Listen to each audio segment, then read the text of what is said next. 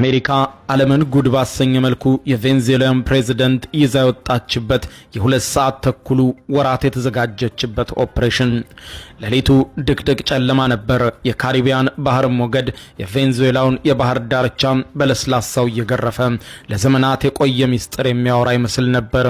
ከባህሩ ማዶ በደቡብ አሜሪካ እምብርት ላይ በአንድ ወቅት የላቲን አሜሪካ የልብ ምት የነበረችው ዛሬ ግን በአስፈሪ ሁኔታና ስጋት ውስጥ ተውጣ የምትገኘው ቬንዙዌላ ትገኛለች። ካራካስ ዋና ከተማዋ ላይ ሰዓቱ ከሌሊቱ 8 ሰዓት ወይም በሀገሬው ሰዓት አቆጣጠር 2 AM ሌሊት ላይ ነበር። ከተማዋ ጸጥ ረጭ ብላ ነበር ካራካስ። ነገር ግን ከደመናው በላይ ከሰው አይና ከራዳር እይታ ውጪ የዘመናችን እጅግ ዘመናዊ የሆኑ የብረት ንስሮች ክንፋቸውን ዘርግተው እየተምዘገዘጉ ወደ ከተማው መጡ። ይህ ለቬንዙዌላም ሆነ ለዋና ከተማዋ ካራካስ ተራ ምሽት አልነበረም፣ ተራ ሌሊትም አይደለም። ይህ በዋይት ሃውስና በፔንታጎን ኮሪደሮች ውስጥ በከፍተኛ ሚስጥር ለወራት የተጠነሰሰው ኦፕሬሽን አብሶሉት ሪዞሉሽን የተሰኘ ታሪካዊ ዘመቻ የሚፈጸምበት ሌሊት ነበር። ዓላማው አንድና አንድ ነው። አንድም ደም መፋሰስ ሳይመጣ የቬንዙዌላውን ብረት ለበስ መሪ ኒኮላስ ማዱሮ ካሉበት የኮንክሪት ምሽግ ነጥሎና መንጥሮ አውጥቶ ወደ አሜሪካ መውሰድ። የአሜሪካ ከፍተኛ ወታደራዊ ባለስልጣናት እንደሚሉት የ63 ዓመቱ ፕሬዝዳንት የት እንደሚገኙ፣ የት እንደሚበሉ፣ የት እንደሚተኙ፣ ምን እንደሚለብሱ፣ የቤት እንስሶቻቸው ጭምር ምን እንደሚመገቡ ክትትል ሲደረግባቸው ቆይቶ ነበር። ማዱሮ በቴሌቪዥን እየወጡ በአሜሪካ ላይ ሲዝቱ፣ ትራምፕን ሲሳደቡ የማይታዩ ይመስላቸው ነበር።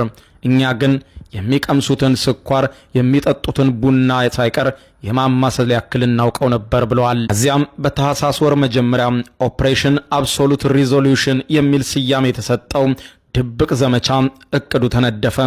ወራትን የፈጀው እቅድ ከፍተኛ ጥንቃቄ ተደርጎበት ያለ ደም መፋሰስ እንዲከወን ተወሰነ። በእቅድ ዝግጅት ውስጥ የተሳተፉ የአሜሪካ ኤሊት ወታደሮች በቬንዙዌላ ዋና ከተማ ካራካስ የሚገኘውን የፕሬዝዳንቱን ደህንነት የተጠበቀ ማቆያ ሴፍ ሃውስ አስመስለው እዚያው አሜሪካ ውስጥ በመገንባት ጭምር በምን አይነት ሁኔታ እንዴት ገብተው እንደሚይዙት ለወራት ሲለማመዱ ቆይተዋል። ከቀዝቃዛው ጦርነት ወዲህ ባልታየ አኳኋን ዋሽንግተን በላቲን አሜሪካ ልታደርግ ያቀደችው የሚስጥራዊ ወታደራዊ ጣልቃ ገብነት በሚስጥር የተያዘ ነበር። ሚስጥር ሲባል ተራ ሚስጥር አይደለም፣ እጅግ ጥብቅ ሚስጥር እንጂ። የሀገሪቱ ኮንግረስ ስለ እቅዱ አስቀድሞ ገለጻ አልተደረገለትም፣ ምክር ሐሳቡንም አልተጠየቀም።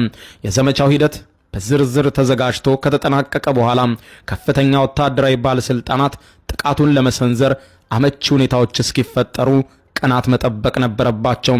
በተቻለ ሁኔታ ኦፕሬሽኑ በድንገት ዓለምን ባስደነገጠ ሁኔታ እንዲፈጸም ነበር ፍላጎት የነበረው። ሞስኮ ላይ ሳይሰማ የቻይና ሰላዮችም ሳይደርሱበት እንዴት ይህ ጥብቅ ሚስጥር ወደ ተግባር ይውረድ? ይህ ረጅም ንግግር የጠየቀ ነበር። የሀገሪቱ ከፍተኛ ወታደራዊ መኮንን የሆኑት ጀነራል ዳንኬን ይህ ኦፕሬሽን በገና ወይም በአዲስ ዓመት አካባቢ እንዲፈጸም አስተላልፈውት ነበር ትዕዛዙን።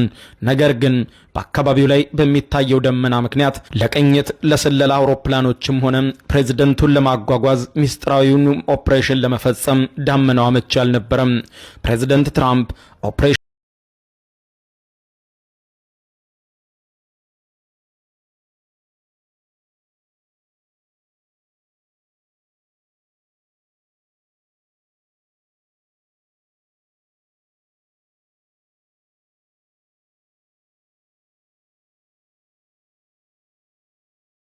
በሚባል ደረጃ ነው። በፍሎሪዳን የባህር ጠረፍና በካሪቢያን ባህር ላይ ከቆሙት የአሜሪካ የባህር ኃይል መርከቦች 6 MH-60 ብላክ ሃውክ ሄሊኮፕተሮች ተነሱ። እነዚህ የዘመናዊ ቴክኖሎጂ የተራቀቀ